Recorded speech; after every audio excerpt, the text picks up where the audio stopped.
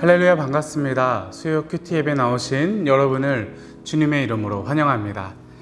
네, 오늘 7월 7일 수요일 예레미야 29장 1절에서 14절 본문 말씀으로 함께 말씀 나누도록 하겠습니다.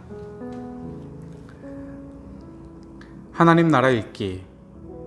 이것은 예언자 예레미야가 예루살렘에서 보낸 편지로 포로로 잡혀간 장로들 가운데에서 살아남은 사람들을 비롯하여 느부갓네살이 예루살렘에서 바빌로니아로 잡아간 제사장들과 예언자들과 온 백성에게 보낸 것이다.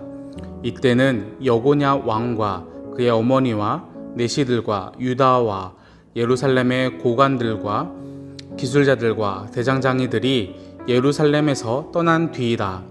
이 편지는 유다 왕 시드기야가 바벨로니아 왕 느부갓네살에게 보낸 사반의 아들 엘리사와 힐기야의 아들 그마랴를 시켜 바빌로니아로 전달하였다.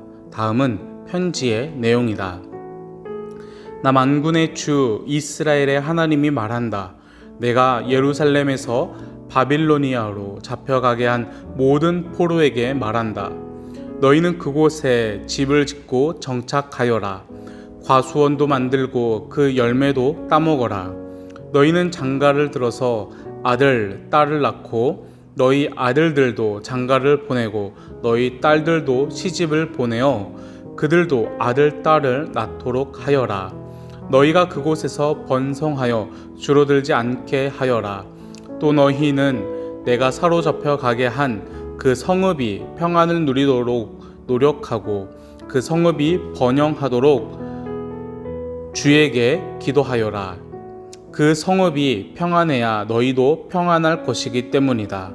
나 만군의 주 이스라엘의 하나님이 분명히 말한다. 너희는 지금 너희 가운데 있는 예언자들에게 속지 말고 점쟁이들에게도 속지 말고 꿈쟁이들의 꿈 이야기도 보지도 듣지 말아라. 그들은 단지 나의 이름을 팔아서 너희에게 거짓 예언을 하고 있을 뿐이다. 그들은 내가 보낸 자들이 아니다. 나 주의 말이다. 나 주가 분명히 말한다. 너희가 바빌로니아에서 70년을 다 채우고 나면 내가 너희를 돌아보아 너희를 이곳으로 다시 데리고 오기로 한 나의 은혜로운 약속을 너희에게 그대로 이루어 주겠다.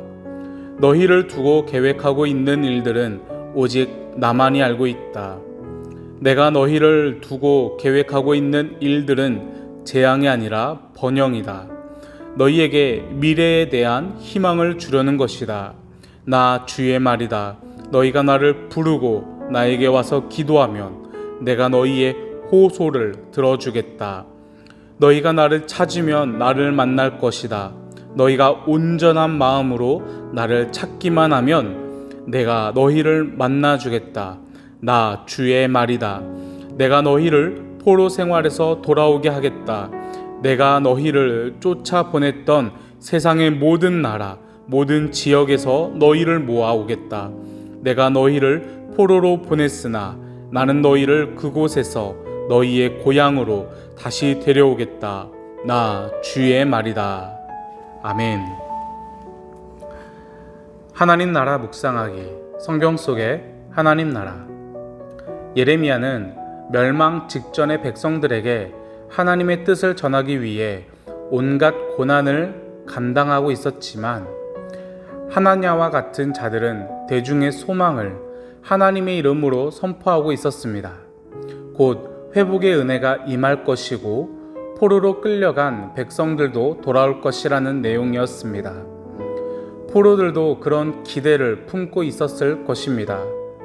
하지만 고난을 이겨낼 힘은 진실에서만 옵니다. 예레미야는 사신들을 통해 하나님의 말씀을 편지로 전달합니다. 내용은 충격적이었습니다. 백성들은 바벨로니아를 하나님께서 마련하신 삶의 터전으로 받아들여야 했습니다. 심지어 그 원수들의 땅이 평안을 누리도록 노력하고 기도하라는 말씀까지 주어졌습니다. 하나님의 이름으로 이른 회복을 말하는 이들이 있겠지만 현혹되지 말아야 합니다. 아브라함이 떠나왔던 그 땅으로 아브라함의 후손을 돌려보내시다니 하나님께서는 그들을 포기하신 것일까요? 그렇지 않습니다. 이 모든 일은 진정한 회복을 위한 하나님의 기획입니다. 네, 우리 함께 은혜를 나누도록 하겠습니다. 어젯밤부터 장마가 계속해서 이어지고 있습니다. 여러분들 긴 무더위와 또 계속 이어지는 장마 가운데 항상 건강 조심하시기를 바랍니다. 우리는 지금 유례없는 너무나도 힘든 시기를 보내고 있습니다. 이런 삶 가운데, 어려운 시기 가운데 여러분들의 삶 속에 하나님의 은혜와 평안이 있기를 소망합니다.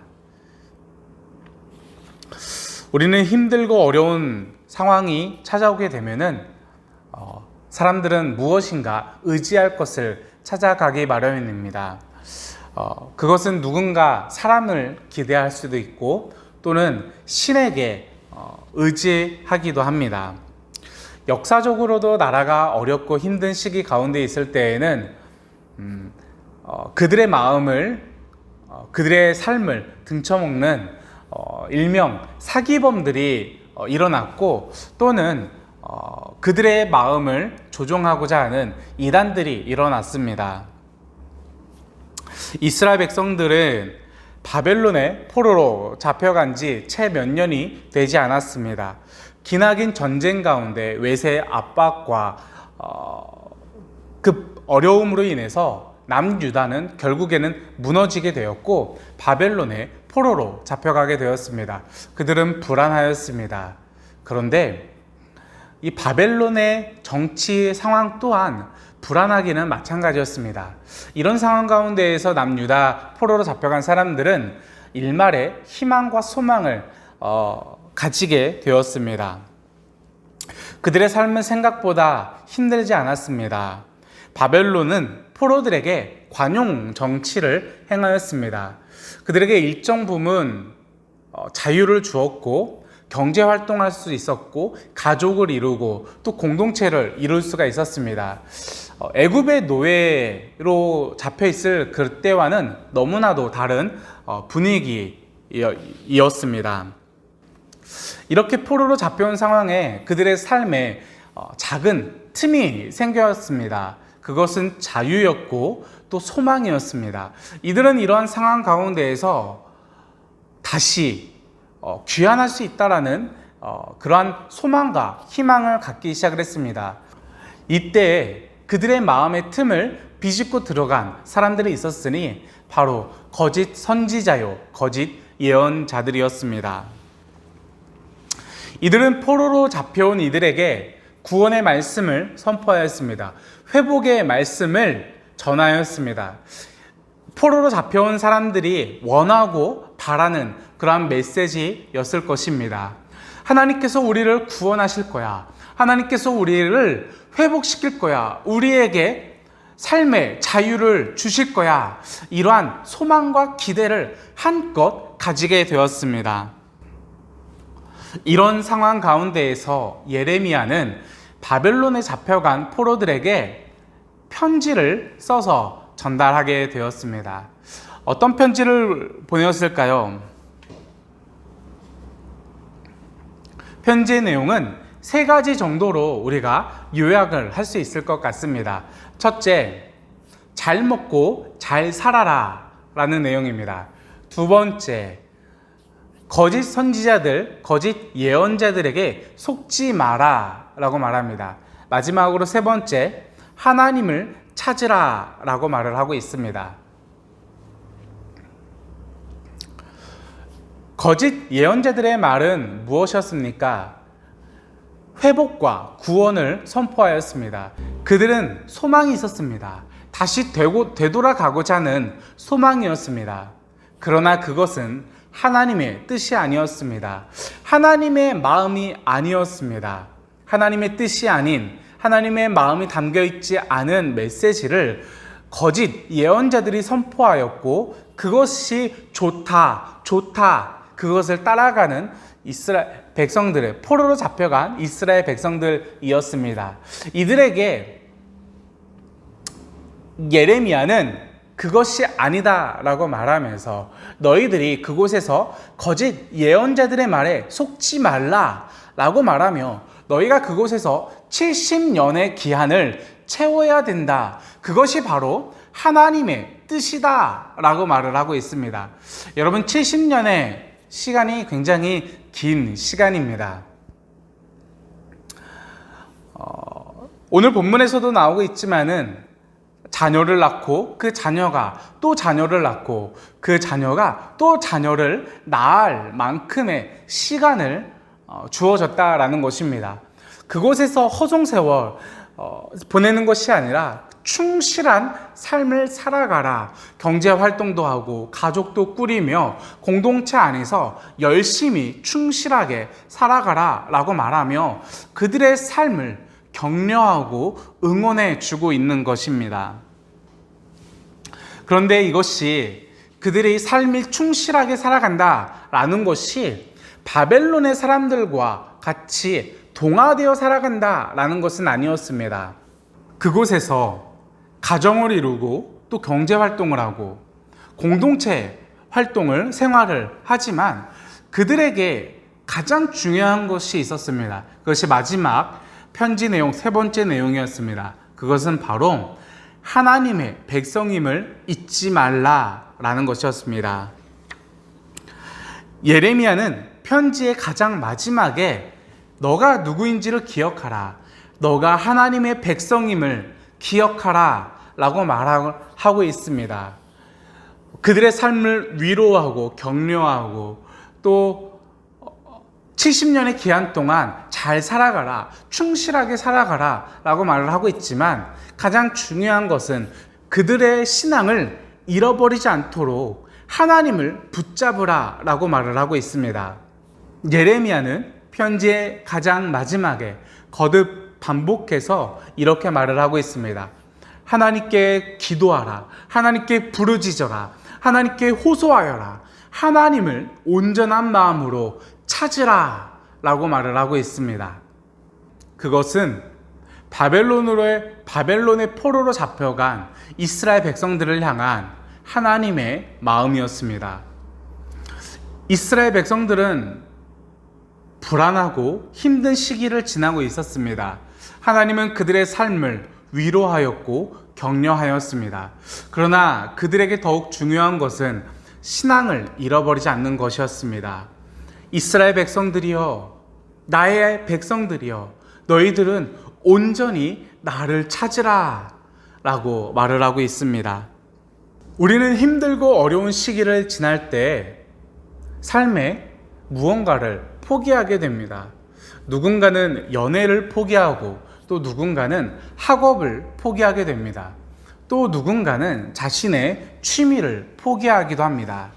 우리는 이처럼 힘들고 어려운 시기 또는 내 삶이 너무나 바빠지게 되면은 나의 삶의 무언가를 포기하게 됩니다. 그런데 너무나도 슬픈 것은 우리들이 신앙을 포기하는 일이 너무나도 많이 있다라는 것입니다. 우리는 지금 너무나도 힘든 시기를 보내고 있습니다. 우리들의 일상의 삶이 무너졌습니다. 신앙의 삶도 무너졌습니다.